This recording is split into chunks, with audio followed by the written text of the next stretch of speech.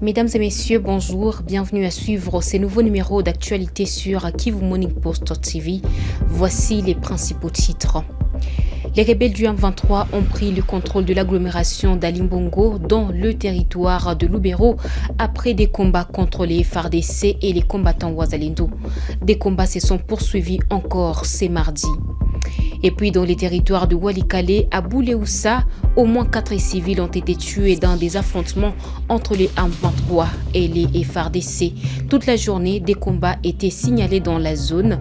Même situation à Bukombo dans le territoire de Rutshuru. Ces titres et bien d'autres vous seront développés dans cette actualité, mesdames et messieurs. Restez branchés.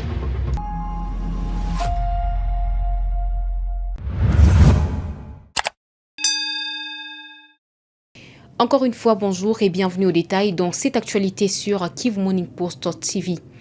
Les rebelles du M23 soutenus par le Rwanda ont pris le contrôle de l'agglomération d'Alimbongo en groupement Hutu dans les territoires de Lubero. Selon des sources indépendantes et sécuritaires, sous couvert d'anonymat, les rebelles ont pris cette localité de plus de 22 000 habitants après des combats violents contre l'armée congolaise appuyée par les combattants Wazalendo. Des détails avec Kivu Morning Post. L'ennemi occupe Alimbongo et la dernière position de FARDC, c'est Kitsumbiro, a déclaré une source sécuritaire à Kivu Morning Post. Selon des habitants et la société civile locale, les rebelles ont fait leur entrée dans la zone dans la soirée. Les nouvelles d'Alimbongo, nous supposons que les M23 sont là. Je suis en fuite vers Mutongo, a témoigné un membre de la jeunesse d'Alimbongo sous couvert d'anonymat. Le colonel autoproclamé Willingoma, porte-parole du M23, a, dans un tweet sur son compte X, revendiqué que le M23 AFC a pris Alimbongo. L'avancée des rebelles du M23 a conduit à un nouveau déplacement de la population qui a fui en masse vers Kitsumbiro et environ. Ce matin, des renforts de militaires, chars de combat, ont été déployés dans la zone par le FARDC pour tenter de repousser les rebelles du M23 qui auraient des intentions d'avancer vers le Lubero Centre et Butembo. Et puis après la prise de la localité de Matembe dimanche et une probable chute du village d'Alimbongo lundi 16 décembre par les rebelles du M23, l'armée réfute ces allégations, faisant état de la conquête de ces villages du territoire de Lubero au Nord Kivu, dans l'est de la RDC par les rebelles. Détail avec Isaac Binguevi. Des habitants et sources sécuritaires ont témoigné que cette localité considérée des grands verrous stratégiques des FARDC était finalement passée sous contrôle de la rébellion du M23, soutenue par les Rwandais autour des 17 heures, au terme des combats qui les ont opposés à l'armée congolaise. En réaction, les forces armées de la République démocratique du Congo ont précisé qu'en dépit des affrontements qui continuent à Alimbongo, cette entité n'est jusque-là pas conquise par l'ennemi. Évitons de dire que Alimbongo est tombé. Les affrontements continuent toujours. Certes, le village d'Alimbongo est sous affrontement entre les FARDC et le M23, a fait savoir le lieutenant Mbouika Longerigen, porte-parole de l'armée au front nord. L'armée précise également que d'autres villages, situés au-delà d'Alimbongo, notamment Mbingi et Mbwa-Vignois, sont aussi sous contrôle des FARDC. Alimbongo, dans la chefferie de Bamate, serait le grand verrou stratégique de l'armée depuis l'annonce du cessez-le-feu par les États-Unis d'Amérique en juillet et début août, au lendemain de la chute de Kirumba, Kaina et Kanyabayonga. Rappelons que c'est depuis 15 jours que des combats violents sont signalés entre les FARDC, appuyés par les résistants Wazalendo et les rebelles du M23, soutenus par l'armée rwandaise RDF en territoire de Lubero. Dans les territoires de Walikale, des affrontements ont de nouveau éclaté ce mardi 17 décembre dans la localité de Boulé-Oussa, en territoire de Walikale, à plus de 150 km au sud-ouest de la ville de Goma, ici en province du Nord Kivu. Ces combats opposants, depuis la matinée, l'armée congolaise appuyée par les Wazalendo aux rebelles du M23 soutenus par le Rwanda. Selon le fonctionnaire délégué du gouverneur, au moins 4 civils ont été tués lors de ces affrontements. Témoignage de Mouliro Kadogo Ndao, fonctionnaire délégué du gouverneur à Boulé-Oussa.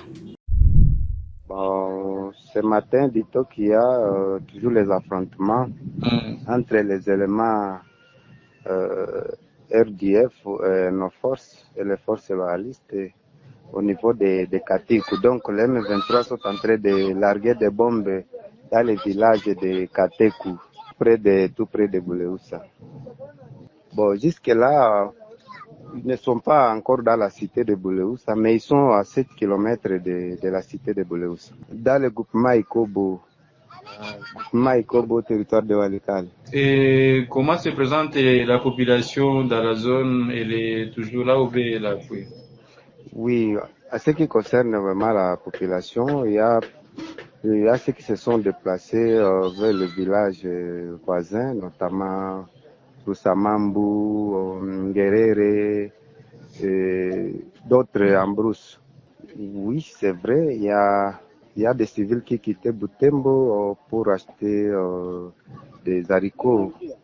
Et au niveau de Katekou, bon, dit-on qu'ils ont été tués au niveau de Bushimba. C'était au nombre de 4, mais il y avait quelqu'un qui a échappé à cette mort. C'est celui-là qui a essayé de raconter l'histoire, donc la scène, comment elle s'est passée dans les villages là de Bushimba. Il y a eu combien de morts? Dit-on qu'il y a eu 4 morts et 1 blessé. Des affrontements intenses sont signalés depuis 3 jours dans plusieurs villages du groupement Bukombo entre les rebelles du M23 et les résistants Wazalendo du groupe d'autodéfense CMC du général autoproclamé Dominique en territoire de Rutshuru au Nord Kivu ce mardi.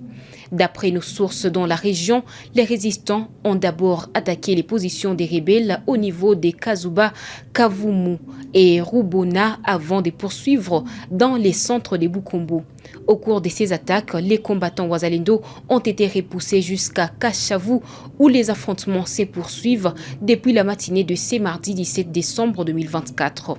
Selon des sources à Kivu Morning Post, 4 femmes et 4 hommes ont été blessés par balles. Nous poursuivons cette actualité sur Kivu Morning Post. Mesdames et messieurs, le gouvernement provincial du Nord Kivu, en partenariat avec la section des affaires civiles de la MONUSCO, a organisé ce mardi 17 décembre des consultations réunissant les leaders communautaires et les acteurs de la sécurité dans les territoires de Nyiragongo. Cette initiative vise à renforcer les échanges pour une meilleure protection des populations et de leurs biens dans cette région marquée par des défis sécuritaires. Blaise Bassabossé y a été pour le compte de Kivu Morning Post. Suivez. Reka Kassienene, représentant du chef du bureau de la MONUSCO, a lors du lancement des assises indiqué que l'importance de cette rencontre est la quête d'une solution durable aux problèmes sécuritaires vécus dans les territoires de Nyiragongo. De son côté, le général de brigade Dani Yangba, représentant le gouverneur de la province, a rappelé la responsabilité des services de sécurité et des jeunes patriotes dans la protection des populations. Cette initiative vise à renforcer les échanges pour une meilleure protection des populations et des biens dans cette région marquée par des conflits sécuritaires. Le gouvernement provincial du Nord Kivu, en partenariat avec la section des affaires civiles de la MONUSCO, a organisé ces consultations réunissant ainsi les leaders communautaires et les acteurs de sécurité dans les territoires de Nyiragongo dans la province du Nord Kivu. Ces assises s'inscrivent dans un cadre collaboratif visant à promouvoir la paix, la sécurité et la cohésion sociale dans les territoires de Nyiragongo avec l'implication active des autorités des forces de sécurité et des leaders communautaires. Parlons à présent de la révision constitutionnelle ici en RDC. Les mouvements citoyens Filimbi dénoncent les manœuvres du régime de Kinshasa visant la révision ou le changement de la constitution du 18 février 2006 de la République démocratique du Congo. Dans une conférence de presse ce mardi 17 décembre dans la ville de Goma, au Nord Kivu, Filimbi dit ne pas comprendre comment un contexte aussi complexe marqué par des crises multiformes dont sécuritaires et politiques, humanitaires et socio-économiques, le gouvernement puisse se concentrer sur une question qui n'avantage pas l'intérêt commun. Suivez la déclaration du mouvement citoyen Filimbi, lue par Christophe Mouissa. Nous pensons très clairement que la manœuvre dans laquelle le président Tshisekedi s'est lancé, c'est véritablement une tentative de coup d'État constitutionnel pour prolonger son mandat.